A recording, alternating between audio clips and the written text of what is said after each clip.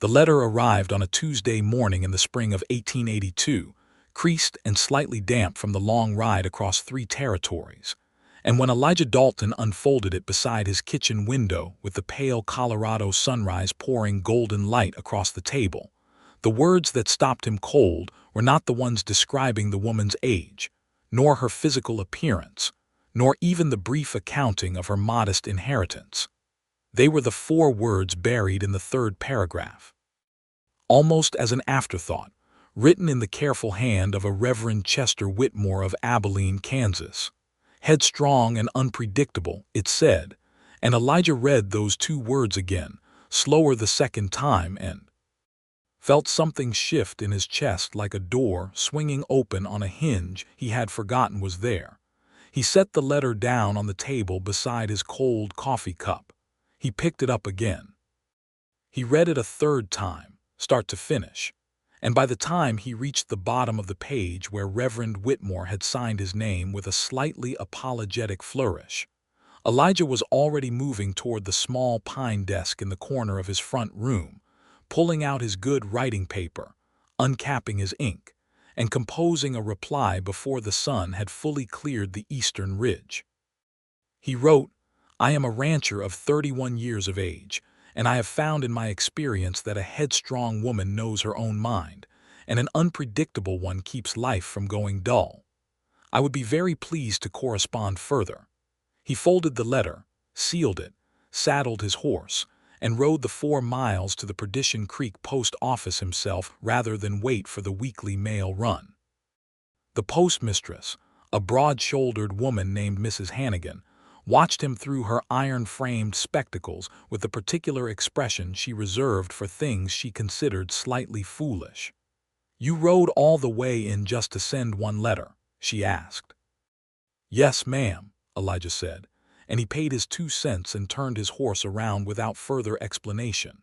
He did not tell Mrs. Hannigan, or anyone else in the small ranching community of Perdition Creek, Colorado, that the letter had come from a matchmaker. He did not tell his ranch hand, a quiet Texan named Roy Briggs, who noticed Elijah's particular distraction over supper that evening and attributed it to a problem with the fence line along the south pasture. He did not tell his nearest neighbor, old Thomas Wren, who occasionally rode over to share a bottle of rye and complain about his cattle. He told no one, because something about the whole situation felt private in a way that Elijah could not entirely explain to himself, let alone to the people around him. The truth was this: Elijah Dalton had been running his cattle operation alone for 4 years, since his father had passed and left him the property 240 acres of good Colorado rangeland, a solid house, a well that had never gone dry, and a barn that stood true and square against any whether the mountains chose to send down. He had built the herd from 60 cattle to nearly 120. He had repaired the south fence and the north fence and the long middle fence that divided his grazing land into seasonal sections. He had done every single thing a man was supposed to do, and he had done it well. And still, on evenings when the wind came down off the high peaks and moved through the tall grass like something alive, he sat on his porch and felt the silence of the place like a weight pressed gently against his ribs. He had not gone looking for a wife. The truth was more complicated and less deliberate than that. His cousin in Denver, a well-meaning woman named Patricia, had written to Reverend Whitmore on his behalf after one too many evenings listening to Elijah describe the sound the house made when the wind came through the eaves. Patricia had called it a practical matter requiring a practical solution, and she had been irritatingly specific about what Elijah needed, and apparently Reverend Whitmore had found someone who fit most of the description, except for the part about being quiet and easy-tempered. Now in Abilene, Kansas, 300 miles to the southeast, in the back room of a dry goods store her uncle owned on the main street of town, Della Alden was reading a letter she had not expected. Della was 24 years old, with dark auburn hair that refused to stay pinned in any direction she pointed it, and a particular set to her jaw that her Uncle Hector had been describing as trouble since she was approximately 9 years old.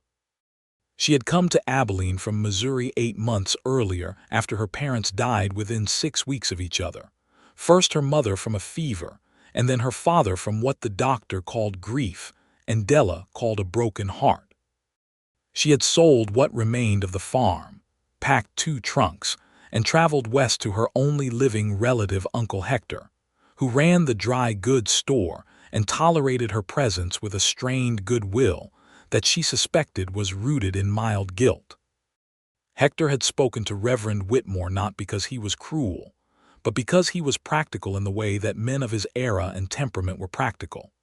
He had a store to run, a narrow set of opinions about how women ought to comport themselves, and a niece who had already reorganized his inventory system twice without asking, started teaching reading lessons to 3 Mexican children whose families worked on the nearby cattle spreads, and once talked back to a cattle buyer so effectively that the man had left the premises without his purchase and returned the next morning to complete the transaction on Della's terms. Reverend Whitmore had called her headstrong. Hector had called her difficult. The cattle buyer, whose name was Pemberton and who was generally not a man inclined toward admitting defeat, had been overheard at the saloon saying she was the sharpest woman he had met west of the Mississippi, which he'd said with something between admiration and bewilderment. Della had heard all of these descriptions and found none of them especially insulting. The letter from Elijah Dalton, which Reverend Whitmore had forwarded to her with a note expressing carefully worded optimism, was different from what she had expected. She had braced herself for dry accounting, acreage, cattle numbers, a list of what the man required in a domestic partner. What she read instead was a paragraph about fence lines and sunrises, and the way the mountain light changed through the seasons, and one sentence that made her read it again. I have found in my experience that a headstrong woman knows her own mind, and an unpredictable one keeps life from going dull. She sat with that sentence for a long time. Reverend Whitmore had framed the arrangement as practical, a widow or an unmarried woman of good character traveling west to marry a landowning man, establishing a household, building a life. Della had considered it the way she considered most things, practically, unsentimental about romance, clear-eyed about what the arrangement represented. She had no illusions about love appearing like a sunrise on command.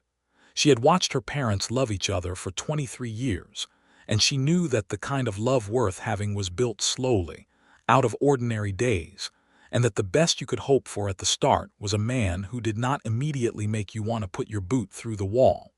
She wrote back that evening. She did not write about herself in the soft terms she suspected men of the era preferred. She wrote honestly. She was 24 years old. She had managed her father's farm accounts since she was 16. She did not enjoy being told what to do without reason, and she had strong opinions about the treatment of the Mexican and Apache families who worked the land in this part of the country, whom she had seen treated with a disregard that she found both unjust and short-sighted. She wrote that she could cook, she could ride, she could mend, and she could read a ledger better than most men she had met. She wrote that she was not looking for a man to manage her, she was looking for a man to build something with. She almost didn't send it. She read it over twice, the pen still in her hand, and thought about how Uncle Hector would respond to this letter if he saw it with the particular resigned sigh he used when she said something that made his life more complicated than he preferred. Then she thought about the sentence from Elijah Dalton's letter, headstrong and unpredictable, and he had written back immediately. She sealed her letter and put it in the outgoing mail before she could change her mind. What followed was 3 months of letters, and those 3 months were, though neither of them would have said so at the time, the most interesting period either of them had experienced in several years. Elijah wrote about the ranch the way a man writes about something he loves, with detail, with knowledge, with the particular pride of someone who has built and maintained a thing with his own hands. He wrote about the cattle, about the mountain weather, about the small town of Perdition Creek with its one main street, and its 2 saloons and its church that Reverend Mills served from a building that had previously been a stable and still smelled faintly of horses on warm days. He wrote about the landscape in terms that surprised Della. She had not expected a rancher to notice. For instance, the particular blue of the Colorado sky at high altitude, or the way aspen groves turned gold in autumn all at once, as though someone had passed a torch through the hillside. Della wrote back about Abilene, about the cattle drives that still moved through the town though they were diminishing as the railroad expanded, and the old long drives became less necessary, about the transformation of the West she could see happening in real time around her. She wrote about a confrontation she'd had at the dry goods store when a man had refused to sell supplies to a Mexican family at fair price, and she had stepped in with a composure that had surprised even her. She wrote about the reading lessons. She wrote about the loneliness of living in her uncle's house, which was warm and dry and utterly joyless, and about how she had started riding out in the early mornings before the store opened, just to have an hour where the sky belonged to her alone. Elijah read about the morning rides and felt something warm settle in his chest. He wrote back about the south pasture in the early light, and then he wrote, in his careful, deliberate hand, that he thought she might like Colorado, that there was a particular kind of morning there that he had not been able to adequately describe to anyone because he had not previously known someone who would understand what he was trying to say. Della read that sentence 3 times. She wrote back, "I believe you might be right." By the time the summer was deepening toward August, the letters had shifted in character without either of them quite marking the moment it happened. They still wrote about practical things, the ranch, the town, the logistics of what an arrangement like theirs would require.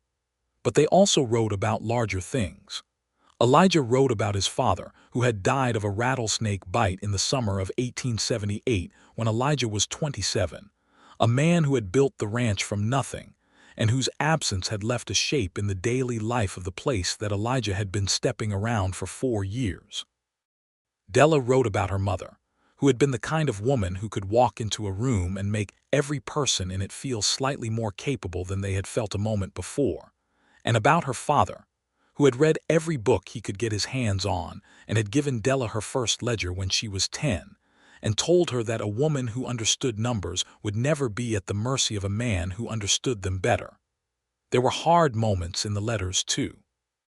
Della wrote once, plainly and without drama, about the difficulty of her position in Abilene, a woman alone without family, in a town that had opinions about women who spoke their minds in public. She had been passed over for a clerk position at the bank because the manager had said, with remarkable candor, that he was concerned a woman in the position would create complications, by which he meant, she suspected, that she would do the work well and then expect to be paid fairly for it. She had watched the Apache families who lived outside of town navigate a system that was designed at every level to diminish them, and she had felt a helpless anger about it that she had not previously had words for, and was only now beginning to find them. Elijah read that letter on the porch in the late evening, with the mountains going dark against the sky, and he thought about it for 2 days before he wrote back. When he did, he wrote honestly, that he had grown up in a world where certain injustices were so commonplace they had seemed like features of the landscape rather than choices made by men, and that he was still in the process of recognizing which was which. He wrote about a family, the Naranjo family, a father named Santiago and a mother named Esperanza and their 3 children, who worked the north section of neighboring Thomas Wren's land and who had done so for 15 years, and still did not own an acre of the soil their labor had shaped. He wrote that he had been thinking about that for a while and had not previously known what to do with the thought. Della wrote back, "Thinking about it is the first thing. Doing something is the second." He read that twice, smiled in a way that Roy Briggs noticed and wisely said nothing about, and began composing a response. In September, Elijah wrote and asked if she would consider coming to Colorado. He was careful in how he phrased it. He wrote that he understood it was a significant undertaking, that he was not asking her to make any permanent commitment simply by coming, that he would arrange for her to stay with a respectable family in Perdition Creek if she wished to. He had already spoken to Agnes and Bill Patton, who had a spare room, and that he thought it would be sensible for both of them to meet before any final decisions were made. He wrote that he wanted her to see the ranch, the mountains, the sky at altitude, the particular morning he had written about and not yet been able to adequately describe. He also wrote, near the bottom of the page, in a slightly different register than the practical paragraphs above, "I find that I have been looking forward to your letters more than anything else that happens in a given week, which I suspect says something that I lack the elegance to express more directly." Della read that last part and sat very still for a moment. She wrote back the next morning, a short letter. "I will come in October if the weather holds. Regarding your last paragraph, I suspect I know what you are trying to say, and I find myself in an unexpectedly similar position." She told Uncle Hector that evening. Hector did not say much. He poured himself a small glass of whiskey, which he did not usually do on a weekday, and looked out the window at the street for a while, and then he said, "He's a rancher." "Yes," Della said. "He has 240 acres and 120 head of cattle and a house with a well that has never gone dry. And he knows about you, about how you are." Della considered this. "Reverend Whitmore described me as headstrong and unpredictable," she said. He wrote back immediately. Hector was quiet for another moment. Then he said, with what was for him a considerable generosity of spirit, "Well, I suppose that's something." The journey from Abilene to Perdition Creek, Colorado, took 4 days by stage and rail in October of 1882. Della traveled with 2 trunks and a carpetbag, and a battered copy of Middlemarch that she had already read 3 times, and which served as her preferred defense against unwanted conversation. The train carried her west through the Kansas plains, and she watched the land change outside the window with a geographer's attention, the flat wheat country giving way to the rougher, drier land of eastern Colorado, and then the remarkable moment somewhere around midday on the 3rd day when the mountain range appeared on the horizon, first as a smudge, then as a shape, then as something so enormous and present that it rearranged the scale of everything around it. She had not seen mountains before. She had not known how to prepare for them. She arrived in Perdition Creek on a Thursday afternoon in mid-October, when the aspens on the hillsides above the town had turned the gold that Elijah had described in his letters, and the air had a cold edge to it that was different from any cold she had felt before, thinner, cleaner, with a smell of pine and elevation that seemed to reach directly into the lungs. The stage pulled up to the front of the livery stable that served as the town's unofficial arrival point, and Della climbed down with her carpetbag and stood in the main street of Perdition Creek and looked around with the particular assessing expression she had when she was trying to understand a new situation. Perdition Creek was a small town. One main street of unpainted and painted wooden buildings, a general store, 2 saloons, a bank, a sheriff's office, a hotel that also served as the post office, Reverend Mills's church that was a stable, and Agnes Patton's boarding house at the far end. There were mountains on 3 sides, close enough that she could see the individual shapes of the pine trees on the lower slopes and the gray rock above the tree line. The sky was the blue Elijah had written about, a particular shade she did not have a word for, too deep and too clear to be called ordinary blue. She was still looking up at it when she heard boots on the packed dirt street and turned. Elijah Dalton was 31 years old and taller than she had expected, with broad shoulders and dark hair that needed cutting and eyes that were a particular steady gray that she recognized immediately as the color of a man who was accustomed to thinking before he spoke. He was wearing a good coat over a clean shirt and had clearly made an effort that morning, which she appreciated. He stopped a few feet from her, and for a moment neither of them said anything, which was a slightly longer moment than strict social convention called for. "Miss Alden," he said. "Mr. Dalton," she said. He looked at her the way she had looked at the mountains, with the specific attention of someone taking careful account of something they had been anticipating for a long time. She suspected she was doing the same thing. She was not going to pretend otherwise. "You're taller than I thought you'd be," he said. "You're not what I expected either," she said. "I mean that as a compliment." He considered this for a moment, and then he smiled, a slow, genuine smile that started in his eyes before it reached his mouth. And Della, who was not prone to sentiment, found herself thinking that the smile was a thing that could do considerable damage if deployed at close range on a regular basis. "Agnes Patton's place is at the end of the street," he said. "She's expecting you. I thought, if you're willing, I could take you out to the ranch tomorrow morning, show you the place." "I'd like that," Della said. Agnes Patton was a short, energetic woman in her 50s who had formed an opinion about Della within approximately 90 seconds of her arrival and found it favorable. She showed Della to a clean, warm room with a window that looked toward the mountains, gave her supper beef stew and fresh bread, and a pie that was better than anything Della had eaten in 8 months at Hector's table, and told her, with the frank friendliness of a woman who had no patience for pretense, that Elijah Dalton was a good man. "I've known him since he was a boy," Agnes said, refilling Della's coffee. "His father was a good man too, and hard loss when he went. Elijah carried it quiet.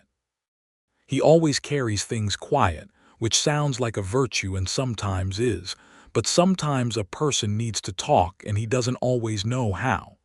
He writes well," Della said. Agnes looked at her with a sharp interest. "Does he?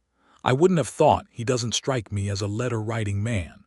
"Apparently he is," Della said, and finished her coffee, and thought about that for a while before she went to sleep. The next morning Elijah arrived at Agnes's boarding house at 7 o'clock with 2 horses saddled. It was a clear, cold morning, the kind that made the air taste like iron and pine, and when Della came out in her riding clothes, she had packed sensibly. He looked at her with a brief expression she interpreted as relief. "You ride," he said. "I told you in my letters I could ride," she said, slightly amused. "Telling and doing are different things," he said, and helped her mount, not with the excessive ceremony some men used, but with the practical economy of someone who had helped people onto horses many times and saw no reason to make it a theatrical event. They rode out of town as the sun was climbing, and Elijah took her northeast toward the ranch by a route that she would later realize was not the most direct one, but was the most beautiful, along a creek lined with cottonwoods still holding their yellow leaves, up through a section of aspen where the light came through the gold canopy in angled columns, and then out onto the higher rangeland where she could see the full spread of the mountains in every direction, and the valley below them laid out in its autumn colors like something painted. She pulled her horse up without thinking and sat in the saddle and looked at it. Elijah stopped beside her and said nothing, which she was beginning to understand was a specific habit of his. He could be comfortably silent in a way that very few people were capable of without filling the space with unnecessary words. "You tried to describe this in your letters," she said after a while. "I told you I couldn't do it adequately," he said. "No," she agreed. "You couldn't." She paused. "I understand now why you stayed." He looked at her then, and she felt the look even though she was still facing the mountains. "Come on," he said.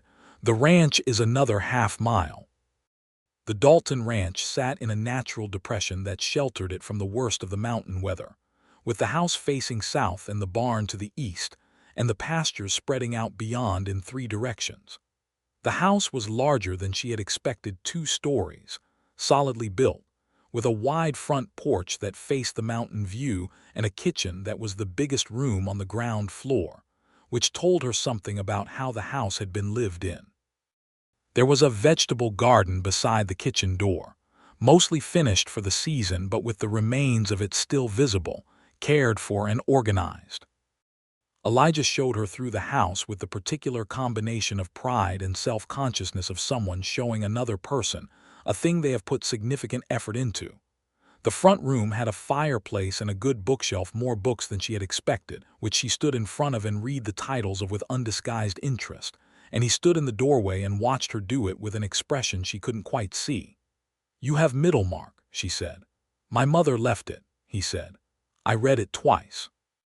I thought it was slow at first, and the second time I understood what it was doing," he said. She turned to look at him. "I brought my copy," she said. "Mine is held together with a piece of twine." They looked at each other across the room with the particular expression of two people who have just discovered they speak the same language, and the moment had a warmth to it that neither of them commented on because neither of them needed to. Roy Briggs appeared at the barn door when they went to see the operation. A lean, quiet man in his 40s with a sun-weathered face, and the specifically unhurried movements of someone who had done physical work for enough years that efficiency had become instinct. He shook Della's hand without ceremony and showed her the barn and answered her questions about the cattle with the slight surprise of a man unaccustomed to a woman asking technically specific questions about livestock management. "She's asking about the winter feed calculations," he said to Elijah later when Della had gone to look at the south fence line. "She ran her father's farm accounts," Elijah said. Roy absorbed this. He said, which from Roy was a substantial response. That evening, Elijah made supper at the ranch house, beef and dried beans and cornbread. That was better than it had any right to be from a man living alone. And they sat at the kitchen table as the light went low, and the mountains outside the window went from gold to purple to dark. And they talked in the easy, unhurried way of people who have already done most of the preliminary work and are now simply filling in the details. She told him about Missouri, about her parents, about the farm. He told her about his father, about the early years building the herd, about the winter of 1879 that had been the hardest year in living memory, and how he had lost 20 cattle and nearly lost his nerve. She told him about the reading lessons in Abilene, about the 3 children who had been making progress faster than she'd expected. He told her about the Naranjo family on Thomas Wren's land, Santiago, who was the best fence builder in the county and whose labor had never been adequately compensated, and Esperanza, who grew a garden that produced more than Wren's whole household could use and sold the surplus at the Saturday market in town, where some people refused to buy from her and others, including Elijah, made a specific point of doing so. "There's a family about 2 miles east of the ranch," Elijah said. "Apache. A man named Chato and his wife, Lupe. They've been there longer than the town has. They help me sometimes in the summer with the cattle drives, and I pay them the same rate I'd pay any other man for the same work, which apparently makes me an eccentric." "It makes you correct," Della said. He looked at her across the table. "You said something like that in one of your letters," he said, "about thinking being the first step and doing being the second." "I meant it," she said. "I know," he said. "I thought about it for about 2 weeks." She stayed at Agnes's boarding house that night, and the next day and the day after that. Elijah came each morning with the horses, and they rode out to different parts of the ranch and the surrounding country, and in the evenings they either ate at Agnes's or at the ranch, and the conversations built on each other the way conversations do when two people are genuinely paying attention. On the 4th day, a Saturday, they were in town for the morning market, when an incident occurred that Della had not expected to find herself in the middle of. The market was held in the open space in front of the general store, a modest affair, mostly local produce and handmade goods, but regular and well attended. Esperanza Naranjo was there with her table of vegetables and preserves, and beside her was Lupe, Chato's wife, with a selection of woven blankets in the Apache tradition, careful work in geometrical patterns of red and brown and cream. Della had stopped to look at the blankets and was in conversation with Lupe haltingly, since Della's Spanish was limited and Lupe's English was functional but not extensive. When a man she did not know pushed past several other market-goers and addressed Lupe with the particular aggressive discourtesy of someone who had decided in advance that his opinion was the only relevant one. The man's name was Frank Casper, and he ran a small horse operation to the west of town and was known, Della would learn later, for expressing his views about Mexicans and Apache people with a volume and certainty disproportionate to their merit. "You shouldn't be selling here," Casper said to Lupe. "This is a decent market." Lupe looked at him steadily. She did not respond. "She has as much right to sell here as anyone," Della said. Casper looked at her with the expression of a man surprised to find himself addressed by someone he had not accounted for. "Who are you?" "Della Alden," she said, "and you are interrupting my conversation." "Lady, I don't know who you are, but you do better to." "What I do better is not enter into it," Della said pleasantly. "But here we are." She held his gaze with the particular steady composure she had developed over years of dealing with men who mistook volume for authority. "The market is open to anyone in the county. Mrs. Lupe has been selling here longer than I've been in the territory, and her work is finer than anything else at this market. If you have a problem with that, I'd suggest you take it to the market committee, which I understand meets on the first Monday of the month. Good morning." Casper stared at her for a moment. Then he looked past her to where Elijah had materialized, as quietly and effectively as he did most things, just slightly behind Della's left shoulder, not intervening, not looming, but present in the specific way of a large, calm man who has decided he is not going anywhere. Casper left. Lupe looked at Della for a moment with an expression that was composed and unreadable and then said, in careful English, "Thank you." "He'll be back," Della said honestly. "People like that don't stop the first time." "No," Lupe agreed, with the exact weariness of someone who knows this from long experience. Della bought 2 of the blankets. Later, walking back toward Agnes's boarding house, Elijah said, "You didn't need to do that."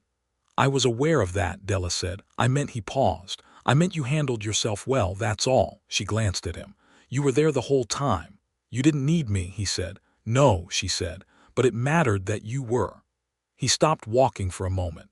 She took another step before she realized he'd stopped and turned to look at him. He was looking at her with an expression that was open and unguarded in a way she had not seen from him in the 4 days she'd been there. And she felt the weight of it, not uncomfortable, but significant. "Della," he said, and the use of her first name, which he had not yet used before, had the quality of a door being opened. "Yes," she said, which was not precisely an answer to the thing he hadn't quite asked, but it was the correct response to it anyway. They stood in the middle of the main street of Perdition Creek, with the aspens going gold on the hillsides above them and the cold October air moving between them, and neither of them said anything else for a moment that was just slightly too long and exactly right. "There's a dance at the church tonight," he said, finally. "Not the stable part. The addition they put on the east side. Agnes mentioned it." "She mentioned it to me too," Della said. "Would you want to go?" he said. It was phrased as a question but delivered with the particular directness of a man who had made up his mind. "Yes," she said, and resumed walking. The dance at Reverend Mills's church was not an elaborate affair. A fiddle player named Hector Baines and a man with a squeeze box whose name Della never learned. A floor of people in their good clothes, and the warm yellow light of oil lamps against the October dark outside the windows. Agnes came with her husband Bill, who was a large, cheerful man with impressive side whiskers and an unexpectedly light step. Roy Briggs came and stood near the wall with a glass of cider, and the expression of a man perfectly content to watch other people dance. Elijah danced with Della with the same quality he brought to everything else he did, carefully at first, attending to technique. And then, as the music picked up and became something looser and faster, with a kind of released joy that she had not expected and found entirely delightful. He was not a practiced dancer. He was a competent one, which was better, because competence had intention in it. She was a better dancer than he was, which she had not expected about herself, and when she told him so he laughed, a real laugh, the kind that came up unexpected, not performed, and she thought that the laugh was more dangerous than the smile if she was being honest. Between sets they stood together near the wall with their cider, and Agnes appeared beside Della and said, with the straightforwardness of a woman who saw no reason to be otherwise. "You suit each other." "Agnes," Elijah said. "I'm just stating what I observe," Agnes said serenely and wandered back toward her husband. "She's not wrong," Della said after a moment. Elijah looked at her. "I came here with every intention of being practical about this," she said. "And I am being practical. I think we'd build something good together. I think we agree on the things that matter and disagree on enough things to be interesting. And I think," she paused, choosing her words with the precision she brought to things she thought were important. "I think the version of you that exists in those letters is the same as the version of you standing next to me right now, and that matters more than I expected it to." He was quiet for a moment. Then he said, "I read your first letter 4 times. I wrote the response the morning after I received it, and then I kept it for 3 days and read it again and sent it anyway." "What were you afraid would happen if you sent it immediately?" she asked. "That you'd think I was too eager," he said. "You wrote back to the original matchmaking letter immediately," she said. "That was different." "How?" That was because of what Whitmore wrote about you," he said. "I read those 4 words and something just decided, before I thought about it." She looked at him.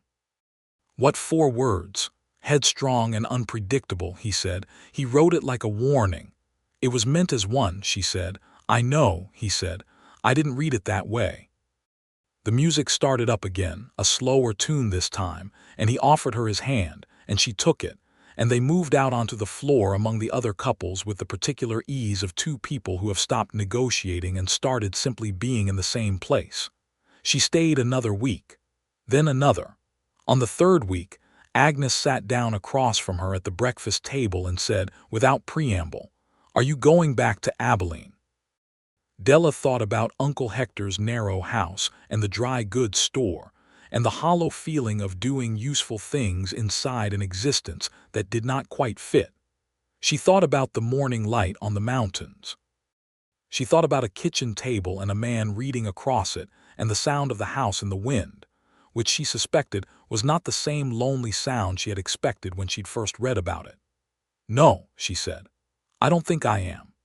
She and Elijah were married on a Saturday in November of 1882 in Reverend Mills's church, the actual church edition, which had been recently painted and smelled of pine resin and cold air and the particular warmth of gathered people. Agnes stood up with Della and Roy Briggs stood with Elijah, and the whole town of Perdition Creek turned out, which was 43 people not counting the Naranjo family and Chato and Lupe who stood at the back, and whom Della had specifically invited, and who wore their good clothes and brought wildflowers that were late in the season and remarkable. The ceremony was brief and direct, because both Della and Elijah had agreed beforehand that they found long ceremonies uncomfortable, and Reverend Mills, who was a sensible man, had accommodated this. The vows were traditional, which Della had also agreed to, because she thought the traditional vows meant what they said if you said them while meaning them, and she intended to mean everything she said. Afterward there was a supper in Agnes's boarding house dining room that was generous and warm and lasted until midnight, and Hector Baines played his fiddle again, and Roy Briggs danced once, with Agnes, which everyone who knew him found mildly astonishing, and Bill Patton gave a toast that was mercifully short and genuinely felt. Elijah drove them out to the ranch in the wagon in the late night, with the sky above the mountains full of stars in the cold November air, more stars than Della had seen even in Missouri, because the altitude gave them back to you in quantity and clarity. "There are more stars here," she said, looking up. "Yes," he said. "That took me a while to get used to." "I don't think I'll ever get used to it," she said. "I think I'll always look up." He glanced at her in the dark, and she could hear the smile in his voice when he said, "Good." The first months of marriage were, as first months tend to be, a process of discovery, not dramatic discovery, not the discovery of terrible hidden truths, but the ordinary intimate discovery of learning how another person occupies space and time. Della learned that Elijah rose before dawn without exception, and that the sound of him making coffee in the kitchen at 5:30 was something she acclimated to with remarkable speed. And then, after 2 weeks, actually missed on the one morning he slept late because he had a cold. He learned that Della's hair, left to itself, was a genuinely extraordinary phenomenon that he found so interesting he had to make a deliberate effort not to mention it every morning. She learned that he had a temper that he kept on a very short leash, and that it showed itself in the particular economy of his movements when he was angry, not explosive, but contained and recognizable. He learned that she was, in fact, headstrong and unpredictable in ways that were sometimes inconvenient and always, he found, worth it. She reorganized the house's bookkeeping system within the first month, not because it was chaotic. Elijah kept adequate records, but because she could see 3 places where improvements would save time over the course of a year, and she had shown him her reasoning on paper, and he had looked at it for a few minutes and said, "Yes, that's better," without defensiveness, which she had found so unexpectedly pleasant that she had kissed him, right then, standing at the kitchen table in the middle of the morning with the cattle accounts spread between them. He had stood very still for a moment, with the particular stillness of a man who is making sure he has correctly assessed what just happened, and then he had returned the kiss with an attention and care that communicated, very clearly, that he was paying full attention. The winter settled in earnestly by December. The ranch in winter was a different place from what she had seen in October, harsher, quieter. The mountains white against a sky that was sometimes a blue so clear it seemed impossible, and sometimes gray with the particular intention of a storm approaching. Elijah taught her the signs of incoming weather in the mountain valleys, the way the clouds moved down the peaks, the specific direction of the wind that meant snow within the hour, and she learned them quickly because she had always been a fast learner, and because the information was immediately practically useful. Roy Briggs was a quiet, constant presence through the winter days, working the cattle and the barn, and the fences with a reliability that Della came to genuinely appreciate. And she made it a point to bring coffee out to the barn on cold mornings without making a ceremony of it, which Roy received with the same simple thanks he received everything, and which communicated, in the way that small regular kindnesses do, that she understood what the work cost and respected it. In February, Chato came to the ranch with his son, a serious boy of about 12 named Daniel, who attended school in town 2 days a week, and on the other days worked with his father, and told Elijah that he had heard from people further west that a group of men were planning to move on the Apache settlement outside of town, trying to push the families off the land they'd been living on for decades, claiming title that Chato said clearly did not legitimately exist. Elijah listened to the whole account with his arms crossed and the contained expression he wore when he was angry, and then he said, "What do you need?"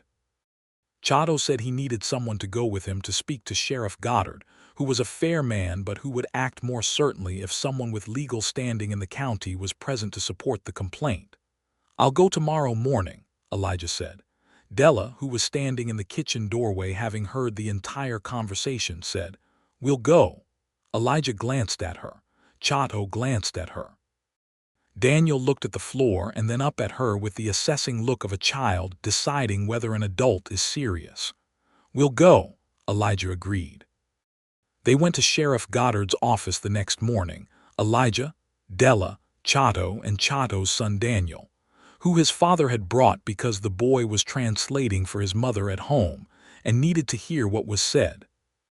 Sheriff Goddard was a lean, deliberate man of 50 who listened to the account without interrupting, asked several specific and useful questions, wrote things in his record book, and then said that he would ride out to the settlement himself and make an assessment, and that anyone attempting to move people off land they had legitimate occupancy of was going to find the law considerably less supportive of them than they had anticipated. "There are people in this county who will push back on that," Elijah said. "There are people in this county who push back on everything," Goddard said. "That's not new information to me, Dalton." The men who had been planning the removal, 3 of them, all connected to Frank Casper, who was apparently broader in his grievances than just the Saturday market, backed down when confronted with the sheriff's official attention. And then, 3 weeks later, backed down further when it emerged that Elijah Dalton had gone to the trouble of consulting a land attorney in Denver, who had written a formal letter establishing that the claim being asserted had no basis in the documented title history of the area. The letter cost Elijah $20 and an afternoon of correspondence, and he mentioned it to no one except Della, who was the one who had found the attorney's name in the first place by writing to her cousin in Denver who had connections to the legal community. "You knew about the attorney before I mentioned it," he said one evening, when they were going over the household accounts. "I found the name about a week before Chato came," she said. "I had suspected something like this was coming. He's been building to something for a while." He looked at her across the table. "You didn't say anything."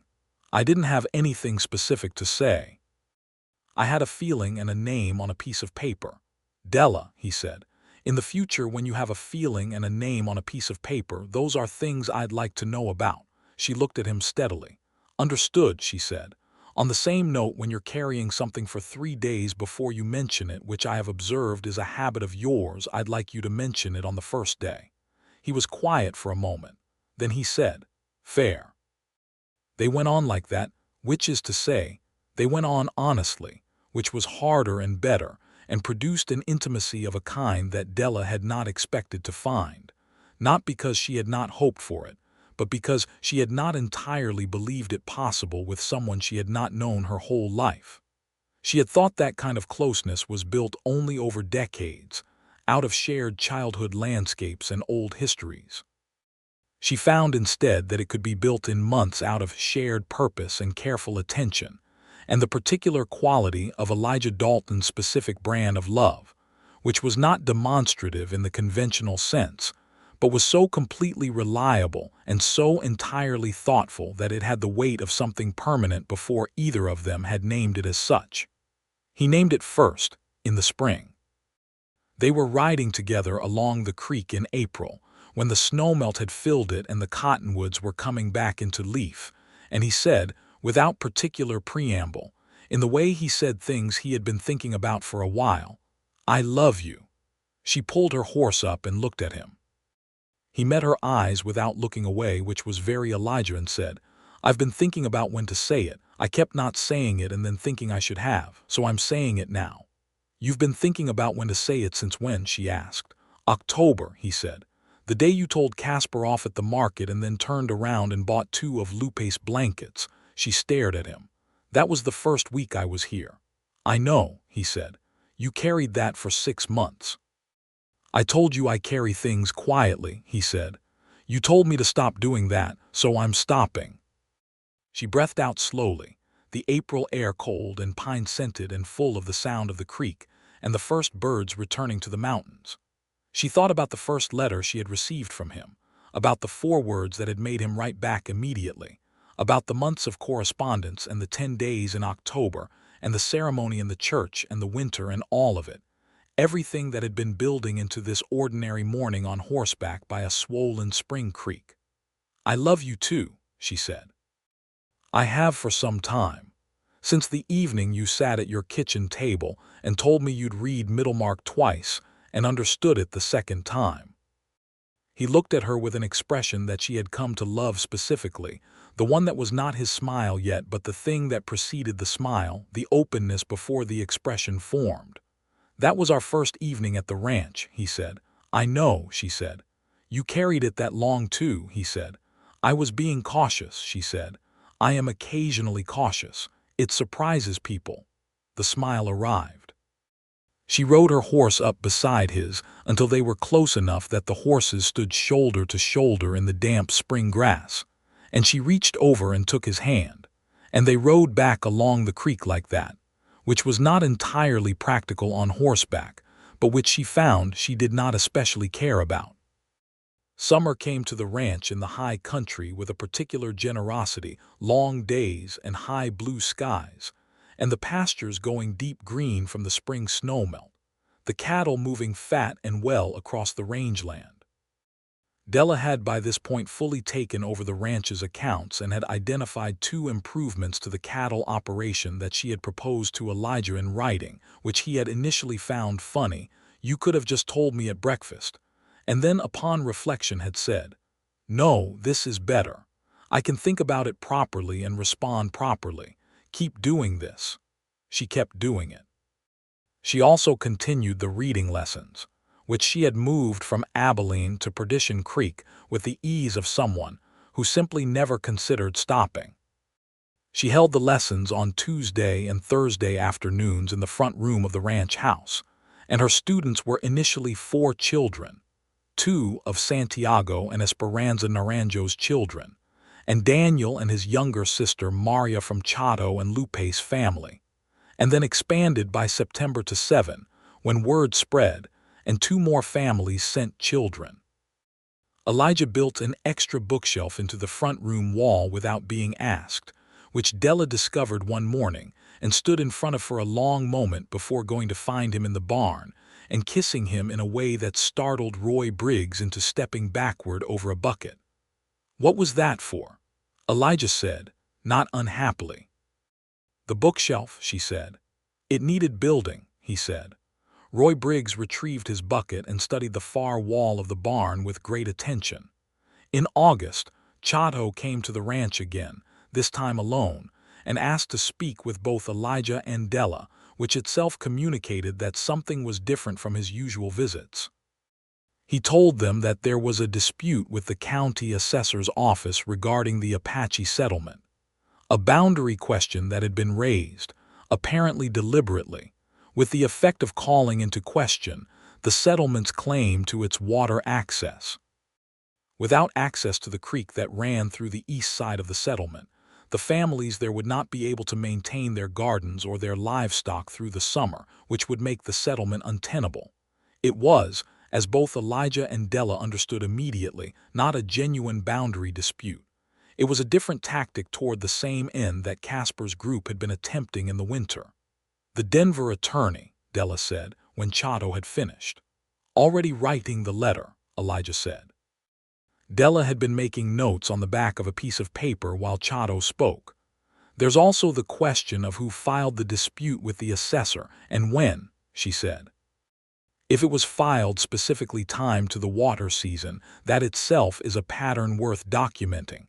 Chato looked at her. "You think like someone who has been in fights before," he said. "My father taught me to read a ledger," she said. "The principle is the same. You look for what the numbers are trying to tell you, and you look for what someone is trying to hide in the numbers." The situation with the assessor's office resolved over the course of 6 weeks. The Denver attorney's letter, combined with a direct representation from Sheriff Goddard and the documented filing history that Della had identified as suspicious, was sufficient to close the complaint without prejudice. Casper, who had been behind the filing, received a visit from Goddard that was apparently direct enough that he was considerably quieter through the autumn than he had been previously. Della was not naive enough to think this was permanent. She understood, with the practical intelligence she brought to everything, that what they had achieved was a series of specific battles and not a final resolution of the underlying injustice, that the Apache families and the Naranjo family and others like them were living within a system designed to diminish them, and that individual interventions, however well-intentioned, were not the same as actual structural change. She and Elijah talked about this on the porch in the evenings, and the conversations were some of the best they had, hard and honest in producing neither easy comfort nor despair, but the particular clarity of 2 people trying together to see a thing as it actually was. "What do we do?" Elijah said one evening in September, when they were watching the sun go down behind the mountains, with the knowledge that it's not enough. "We keep doing what we can," Della said. "And we teach the children to read, and we pay people fairly, and we document what needs documenting, and we don't pretend the problems aren't there because it's more comfortable. And we raise children who know better." He was quiet for a moment. The mountains went from gold to dark. "That last part," he said. "Yes," she said. In November of 1883, a year and a few days after their wedding, Della told Elijah that she was pregnant. She told him in the kitchen in the morning, with the same directness she brought to everything, and he stood with his coffee cup in his hand and looked at her for a moment with an expression she had never seen on him before, not quite the open, unguarded face, not quite the smile, but something prior to both of them, something that was simply the rawest form of feeling without any management of it at all. He set down the coffee cup. He crossed the kitchen. He put his hands on her face with a gentleness she had come to know as his particular vocabulary of love, the specific careful touch of someone who has decided that the person in front of them is a thing that matters more than anything else they might be attending to. "Della," he said. "I know," she said, and she smiled, and he did too, and they stood in the kitchen with the morning light coming through the window and the mountains outside going white with the first serious November snow. The pregnancy was not easy. She was sick through December and into January, with a persistence that made the dark winter months harder than they might otherwise have been. And Elijah proved himself in those months in the specific domestic ways that mattered. He made the meals without complaint. He kept the house warm. He sat with her on the bad nights without feeling the need to fill the silence. And he took over the accounts without being asked to, and made a note of every decision he made so she could review it when she felt better, which she had asked him to do, and which he had done without ever suggesting it was unnecessary or excessive. Agnes Patton came out to the ranch twice a week through the winter, and was an unfailing practical comfort, the kind that came from experience rather than theory. Lupe also came occasionally, bringing particular foods she said were good for pregnancy, and she and Della communicated in the combined Spanish and English they had been developing since October of the previous year, and Lupe stayed for tea and they talked about the settlements and the children and the coming spring. By February the sickness had eased, and by March Della was fully herself again, perhaps slightly more so, with the particular energy she brought to things she was engaged with. She added 2 more students to the reading lessons, started a correspondence with a teacher in Denver about getting more books to the ranch, and in April began teaching not just reading but basic mathematics to the older children, which produced in Daniel Naranjo. He was 13 now, and going by Daniel more than his Apache name, because he was navigating 2 worlds with the specific adaptability of a child who has been doing so since birth. A facility with numbers that Della recognized immediately. "He's exceptional," she told Elijah. "At what? Numbers, spatial reasoning. He worked out the fence calculation I put in front of him faster than Roy would have." Elijah considered this. "What does he need?" "A real education," Della said. "Not 2 days a week with me, a school, eventually a college if it can be managed." "That's a long way off," he said. "Yes," she said, "which is why we start thinking about it now." He looked at her with the expression that was by now entirely familiar, the one that said he was completely aware that he had married the most determined person he had ever met and was entirely satisfied with this. "All right," he said. "Let's start thinking about it." The summer of 1884 arrived with a heat that was unusual at their altitude, clear and dry and beautiful, and on a Tuesday morning in late June, after a labor that Agnes assisted with, and that lasted most of a long, slow day and one short, sharp night, their son was born in the bedroom of the ranch house with the mountains outside the window and the early morning light just beginning to come over the eastern ridge. Elijah named him James, after his father. Della agreed immediately and added Hector as a middle name, which surprised Elijah somewhat. "Your uncle," he said. "He did his best by me," Della said from the bed, with the particular exhausted serenity of someone who has done something extremely hard and is now on the other side of it. "He's not a warm man, but he's not a bad one.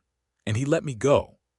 "James Hector Dalton," Elijah said, holding his son with the slightly awed care of a man who has encountered something that has rearranged the scale of everything around it, not unlike the way Della had stood before the mountains on her first arrival. "He has your eyes," Della said.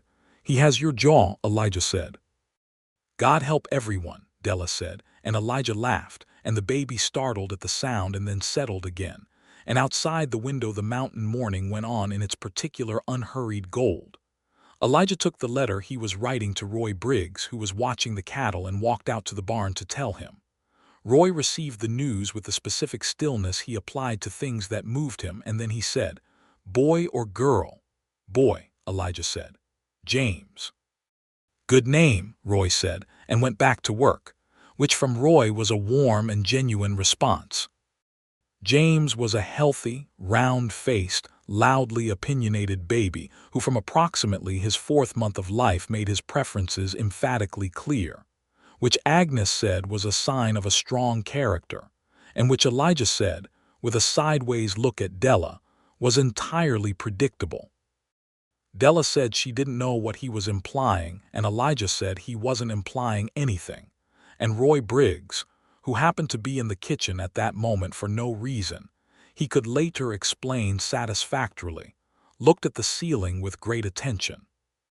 James learned to walk at 10 months, which was early, and almost immediately applied his mobility to a determined program of investigating everything in the house at floor level, with a particular interest in the bookshelf, which he would stand against and pull books down one at a time with the satisfaction of someone methodically completing a task.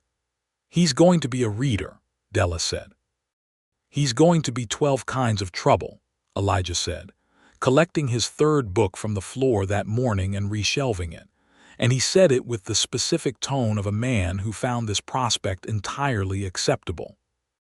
The reading school, Della had begun calling it that privately, and then publicly, and the children had adopted the term, grew through 1885, until she had 12 students on a regular basis, ranging in age from 7 to 14, and the Denver teacher had sent 3 boxes of books that now occupied the new shelves Elijah had built along the entire east wall of the front room. Daniel Naranjo was 15 by then, and had outpaced everything Della could teach him in mathematics, and she had taken to giving him problems she found in textbooks from the Denver correspondence, and watching him solve them with a speed and elegance that she found genuinely thrilling from a pedagogical standpoint. She wrote to the Denver teacher about a scholarship fund for students of exceptional ability from frontier families. The Denver teacher wrote back with contacts. Della wrote to the contacts. Several months of correspondence produced a small but real fund, administered through the Denver Teachers School, which was the first concrete step toward what Della had been thinking about since the day she had watched Daniel calculate the fence line. Elijah read these letters with the attention he gave everything Della did, and occasionally made practical suggestions about the financial structure that she incorporated, and once rode 60 miles to Denver with her on a 2-day trip where she met 3 of the contacts in person, and concluded 2 of the necessary agreements while he attended to some cattle business, and then met her at the agreed hotel, and listened over supper to her account of the day with the focused interest of someone who genuinely wanted to know every detail. "You're building something," he said.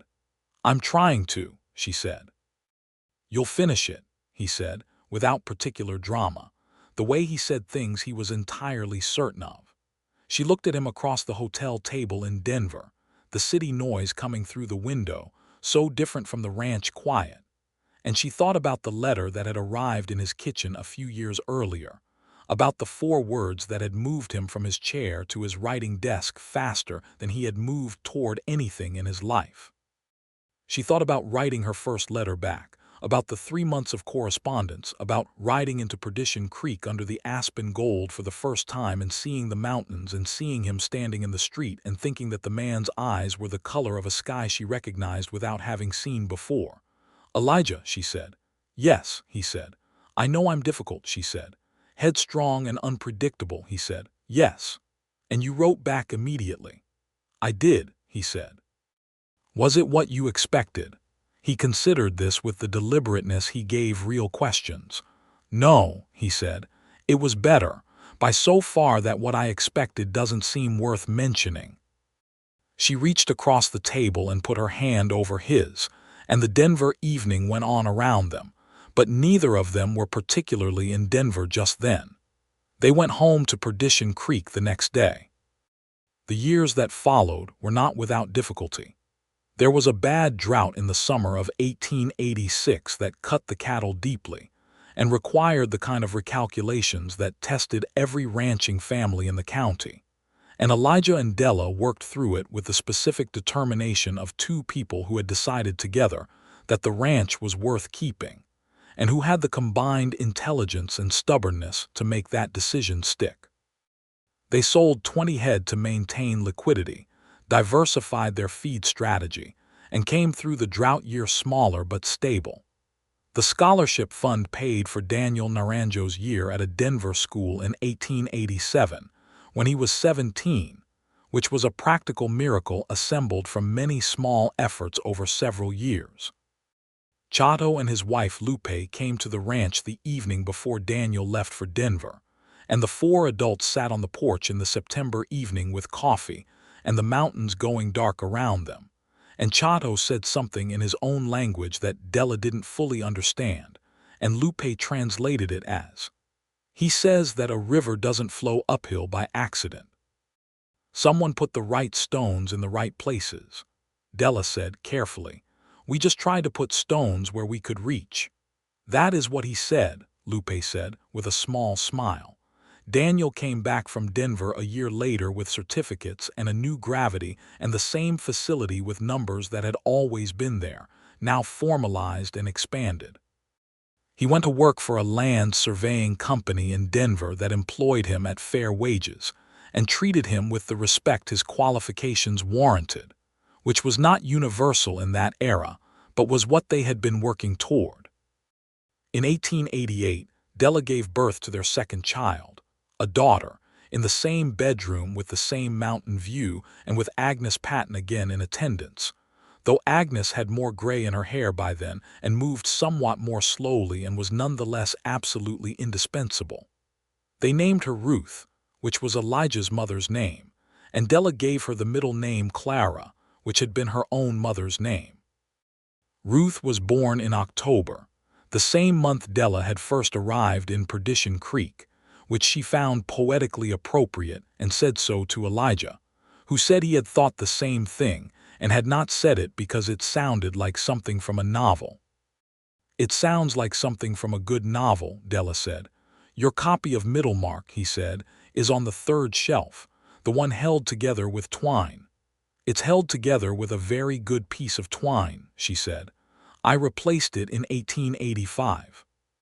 He laughed, and the baby in his arms opened her eyes wide at the sound, and James, who was 4 years old and had a strong opinion about most things, came into the doorway and said with considerable indignation that he had been waiting for a very long time and when was everyone going to come have breakfast. "In a moment," Elijah told him. "You always say in a moment," James said. "And I always come," Elijah said. James considered this and appeared to find it logically sound, and retreated toward the kitchen with the absolute certainty of a 4-year-old who has made a reasonable point and won the argument. The family life that grew up in the ranch house in those years was the thing that Della had thought.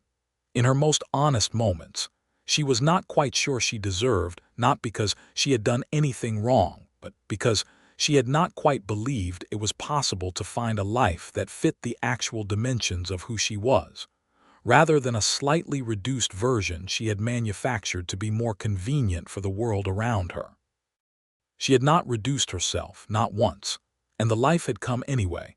In fact, had come specifically because she hadn't, and she thought about that sometimes when she was making notes at the kitchen table late at night, or standing at the classroom bookshelf in the front room, or riding out to the south pasture in the early morning, with the sky going gold over the mountains and the land stretching away in every direction as far as she could see. Elijah had known what he was getting. He had read those 4 words and understood them not as warnings, but as information about a specific kind of person, and he had responded to that information with the most sincere enthusiasm of his fairly contained emotional register. He had ridden to the post office himself. In 1889, Roy Briggs told them he was planning to retire to his sister's place in New Mexico. He was 59, and his joints were giving him trouble in the winters, and he made this announcement on a morning in April with the same economy he brought to everything, having apparently decided the previous evening that it was time, and having seen no reason to wait. There was a going-away supper at the ranch on his last evening, which was a Thursday, with Agnes and Bill and Chato and Lupe and several neighbors, and Roy received the warmth of it with the specific discomfort of a very private man being publicly appreciated. And Della gave a toast that was brief enough not to embarrass him and specific enough to mean something. And he shook Elijah's hand at the end of the evening, with the particular compression of men who have worked side by side for years, and say everything they need to say in a handshake. They hired a new hand that summer, a young man of 23 named Will Connolly from Texas, dark-haired and energetic, who Elijah assessed as competent within 2 weeks, and who Della assessed as competent within half a day. Will was good with the cattle and good with horses, and had the adaptability of someone who had been doing new things in new places since he was young, and he settled into the rhythm of the ranch without friction. James, who was 5 and who had his mother's intensity and his father's steadiness, in a combination that was going to be formidable when it finished developing, adopted Will as a figure of significant interest, and followed him around the barn with the focused inquiry of a small scientist, which Will took with good-natured patience, and occasionally impressed even Elijah with the thoughtfulness of his answers to James's relentless questions.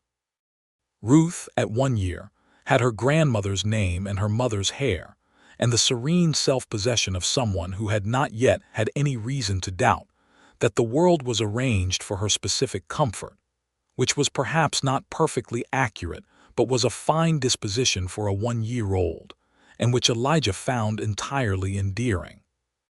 In the fall of 1889, Della finished the final correspondence that established the scholarship fund as a formal ongoing endowment, housed through the Denver school, with enough initial funding to support 1 student per year from frontier families of limited means, with special consideration for students from Apache, Mexican, and other non-Anglo families who had historically been excluded from educational opportunity.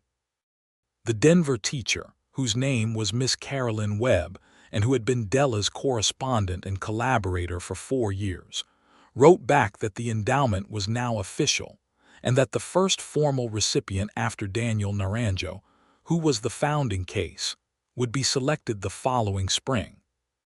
Della read the letter at the kitchen table on a Tuesday morning in October 1889, 7 years after she had arrived in Perdition Creek on the stage with 2 trunks and a battered copy of Middlemark, and she sat with it for a long time. Elijah came in from the barn for his mid-morning coffee and saw her face and knew, without asking, that something significant had happened. He poured his coffee and sat across from her and waited, which was one of the things she loved most about him, the specific quality of his waiting, which was never impatient and never empty, but simply present, like the mountains. She told him about the letter. He listened to all of it. When she finished, he was quiet for a moment in the way he was quiet when he was choosing how to say something that mattered. "Your mother," he said.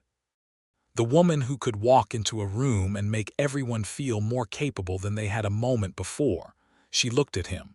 "You wrote about her in one of your early letters," he said. "I remembered it."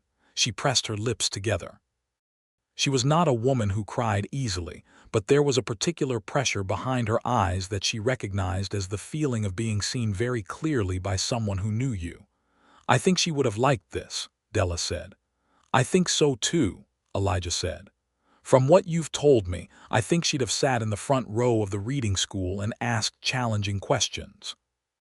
Della laughed, and it came out slightly unsteady, and Elijah reached across the table and covered her hand with his in the gesture that was by now as familiar as anything she had known in her life. "You built something," he said. It was the same thing he had said to her in Denver 3 years earlier, but said now with the weight of the completed thing behind it. You built exactly what you said you would. We built it, she said. Some of it, he said. The accounting, the fences, the cattle, that's ours. The rest of it is yours. Don't give me credit for what I didn't do. You built the bookshelf, she said. It needed building, he said. She turned her hand over and held his. And outside the kitchen window, the October mountains were beginning the particular gold that had welcomed her to this place 7 years ago. And James was shouting something in the yard in his carrying, certain, 5-year-old voice. And Ruth was just audible from upstairs, making the small exploratory sound she made when she was awake and considering whether to announce it. The life was exactly as large as she had made it, and it fit perfectly. Elijah was watching her with the expression she knew, the one that had been in his eyes that first evening at the ranch house kitchen table when she'd stood at the bookshelf reading the titles, the one that had been there when she'd turned around from the market confrontation and bought the blankets, the one that had been there every morning since, adjusted by years and made deeper and more certain by everything they had gone through and built and argued and learned together. You know, he said, I read that description in Whitmore's letter and something in me just settled, like a door closing on the right latch. I don't know how to explain it better than that. You don't need to explain it better, she said. I know exactly what you mean. James came through the back door with a clatter that suggested he had recently been somewhere he was not supposed to be and was managing the return to approved territory with the specific casualness of a child who considers himself a better actor than he is. Both his parents looked at him. Good morning, James said, with tremendous composure. Where were you? Elijah asked. Helping Will with the horses, James said, which was almost certainly true in the narrow technical sense that he had been in the barn where Will was working with the horses, and which was certainly not the whole account. You were told not to go in the east paddock, Della said. James considered his position. I was mostly in the paddock entrance, he said. Go wash your hands, she said, and tell Will I'll bring out cornbread in an hour. James departed with the speed of someone who has gotten off lighter than expected, and Elijah looked at Della, and Della looked at Elijah, and they both looked at the door where their son had exited, and the laughter came up in both of them at the same time, quiet, real, the kind that was entirely private and entirely shared. Headstrong, Elijah said. Completely predictable, Della said. He stood up and came around the table to her, and she stood too, and he put his hands on her face with that same careful and entirely specific tenderness that was his most particular language, and kissed her in the kitchen with the October light coming through the window and the mountains outside, and the whole ordered living world of the thing they had built between them filling every corner of the place. From upstairs, Ruth made the decisive sound that meant she had concluded her preliminary investigations and was now prepared to announce herself to the day, and they heard her with the particular awareness of parents, the specific attunement that makes a small voice audible through walls and distance, and Elijah went upstairs to get her while Della started the cornbread, and the ranch house in Perdition Creek, Colorado, in the fall of 1889, went on in its morning in the way that good things go on. Not perfectly, not without difficulty, but with a warmth and a fullness and a weight to it that was exactly the weight of a life well built. That evening, after supper, after James had been put to bed with the particular effort his energy required, after Ruth had been settled in her crib with the efficiency of a second child whose parents were more practiced, Elijah and Della sat on the front porch in the cold October night with blankets over their shoulders, and the mountains in front of them going from dark to stars, and the sky above the peaks was full of what it always was at altitude, more stars than a person could count.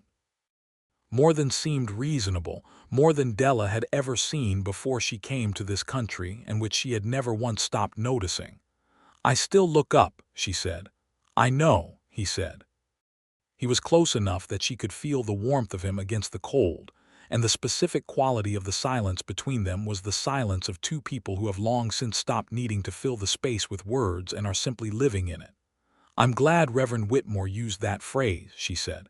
Headstrong and unpredictable. I'm glad he put it right there in the letter where you couldn't miss it.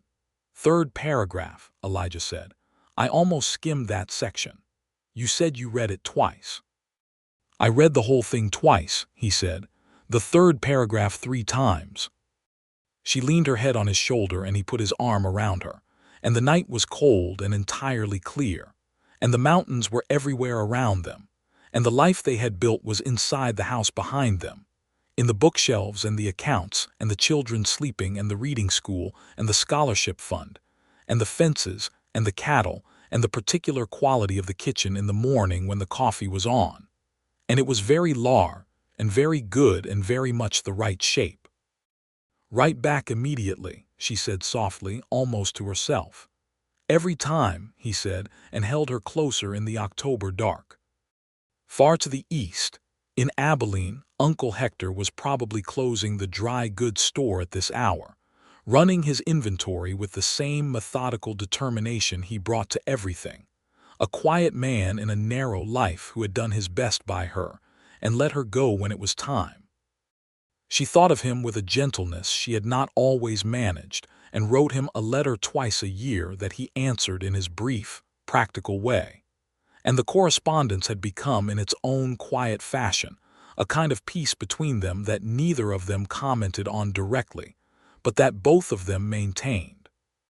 Somewhere in Denver, Daniel Naranjo was working late at his surveying company, probably with numbers spread across a table, and the scholarship fund that bore his name as its first formal recipient was now open to the next child who needed it.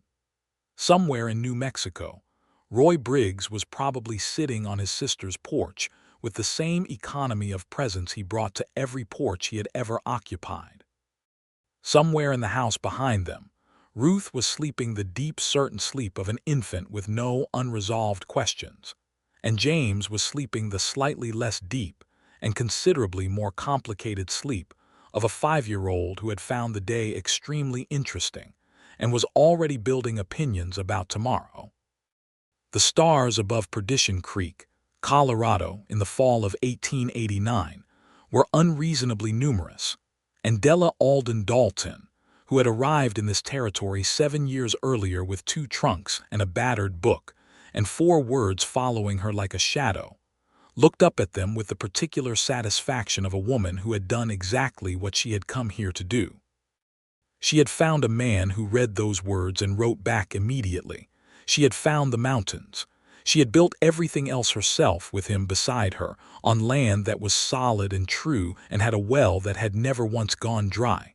The night went on. The stars went on. The mountains stood in their old and certain dark. Inside the ranch house the fire burned low and the children slept. And outside on the porch Elijah Dalton held his wife in the cold October night and said nothing, because there was nothing that needed saying, and because they had both, long since, learned the difference between silence that was empty and silence that was full, and this one was so full it had weight. The good warm weight of a life built out of honest words and careful attention, and the particular kind of love that starts from 4 words that a man reads once and then reads again, slowly, and then rises from his chair and walks towards something that is going to be better than anything he expected.